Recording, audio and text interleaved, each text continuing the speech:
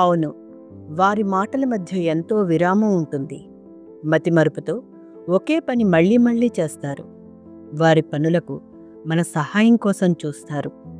వారి జీవితం అస్తమిస్తోందని వారికి తెలుసు. తాము వివేకవంతులమని వారికి తెలియదు. వారు కేవలం బ్రతుకుతున్నారు.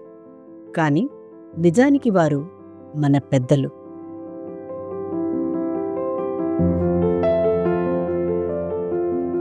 టెక్నాలజీ తెచ్చిన వేగవంతమైన మార్పును చూస్తూ వారు నిశ్శబ్దాన్ని ఆశ్రయించారు.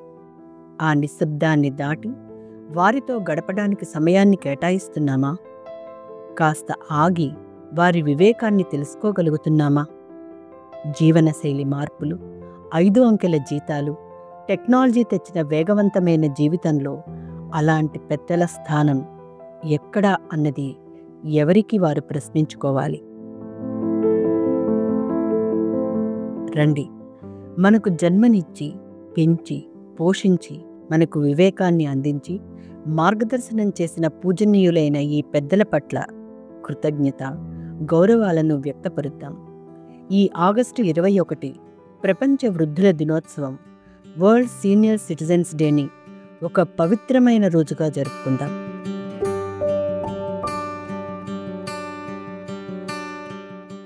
గృహస్థ జీవనంలో మనం నేర్చుకునే ప్రాథమిక అంశం ప్రేమించడం. 40 సంవత్సరాల క్రితం, అంటే 1980వ దశకం వరకు ఉమ్మడి కుటుంబ వ్యవస్థ ఉండేది. ఉద్యోగం చేసి వృత్తి నుండి విరమణ పొందినా, ఉద్యోగం చేయకపోయినా కుటుంబంలో వారు ముఖ్యులే. ఆర్థికంగా పిల్లలపై ఆధారపడి ఉన్న, మానసికంగా వారు గౌరవం పొందేవారు. 2000 సంవత్సరం నుండి పెరుగుతూ వస్తున్న చిన్న కుటుంబాలు, పిల్లలు ఉద్యోగాల కోసం ఇతర పట్టణాలకు, దేశాలకు వెళ్ళిపోవడం వల్ల పెద్దలు ఒంటరితనాన్ని ఎదుర్కొంటున్నారు.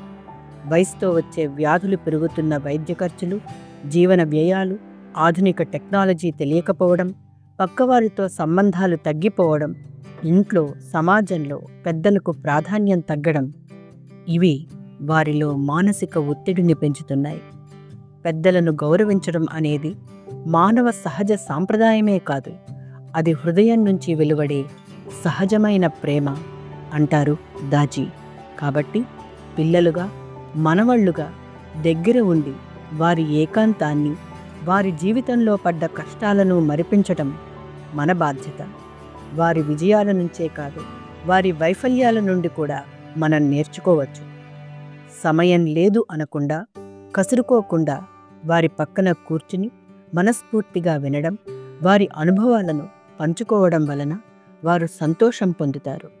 ఇది ఒక సాంప్రదాయానికి మించిన ఆధ్యాత్మిక బంధం.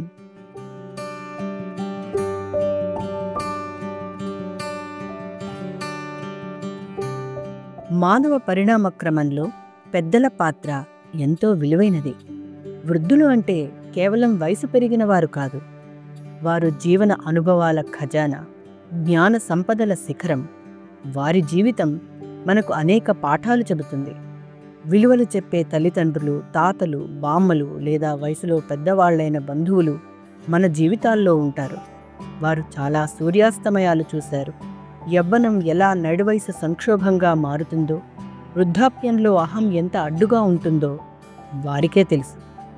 కుటుంబం ఎదగడానికి కావలసిన జ్ఞానం, నైపుణ్యం వారి వద్ద ఉంది. వారు చిన్న చిన్న సలహాలతో జీవితంలో మనకి దారి చెబుతారు. వారు గోవును పూజించమంటారు, తులసి చెట్టును, రావి చెట్టును పూజించాలంటారు, సంధ్యాకాలం తర్వాత తులసి ఆకులు తెంపద్దంటారు, పాపం తగులుతుందని అంటారు, చింత చెట్టును ఇంటికి దగ్గరగా పెంచుకోవద్దంటారు, నుదుటిన బొట్టు పెట్టుకోమంటారు, రాత్రి త్వరగా తిని పడుకోమంటారు. వారికి వాటి వెనుక ఉన్న శాస్త్రీయత వారు చెప్పలేకపోవచ్చు. ఈరోజు మనం పిలిచే సర్కాడియాన్ రిథం కానీ, ఇంటర్మిటెంట్ ఫాస్టింగ్, ఏకాదశి ఉపవాసాలు, ఇవన్నీ వారు పాటించిన వారే. కానీ వీటిని వారు ధర్మం, సాంప్రదాయం రూపంలో చెప్పడం జరిగింది.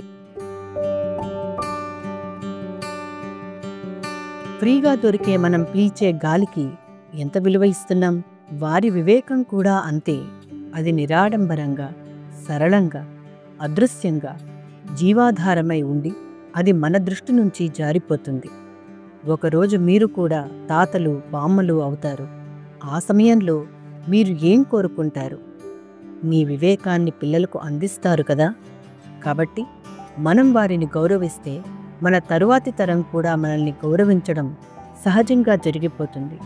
ఇది ఒక శాశ్వత సంస్కృతిగా కొనసాగుతుంది. ఈరోజు మనమందరం ఒక హృదయపూర్వక సంకల్పం చేద్దాం. మన పెద్దలతో సమయం గడపాలి, వారి అనుభవాలను వినాలి, వారిని ప్రేమతో ఆదరించాలి, వారికి కావలసిన సంతోషం గౌరవం అందించాలి.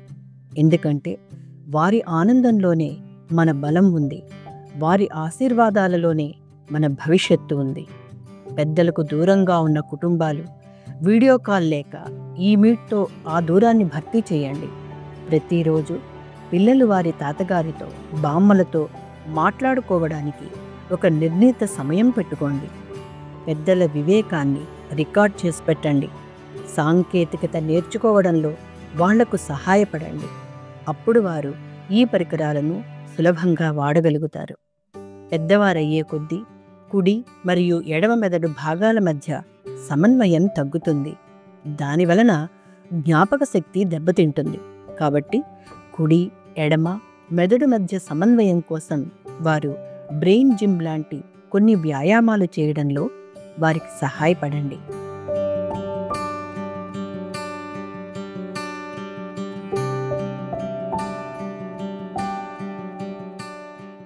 ఏ సమాజాల్లో అయితే పెద్దలను గౌరవించి విలువనిస్తారో ఆ సమాజం సామరస్యంలో, ప్రేమలో ముందంజలో ఉంటుంది అంటారు దాజీ. అందువల్ల మనం సమాజాన్ని విలువలతో నింపాలంటే మనం మొదట మన పెద్దలను గౌరవించాలి.